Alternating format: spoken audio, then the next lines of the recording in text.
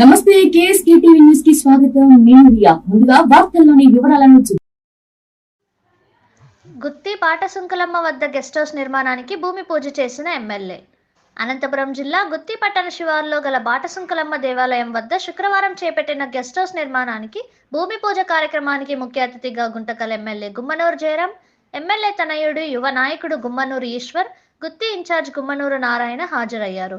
అనంతరం guest house నిర్మాణానికి భూమి పూజ చేసి కార్యక్రమాన్ని ప్రారంభించారు. ఈ సందర్భంగా ఆయన మాట్లాడుతూ బాటసుంకులమ్మ దర్శనం కోసం వచ్చే భక్తులకు వివిధ సౌకర్యాలు కల్పిస్తామని, కూటమి ప్రభుత్వం గ్రామాల అభివృద్ధి కోసం పనిచేస్తుందని అన్నారు.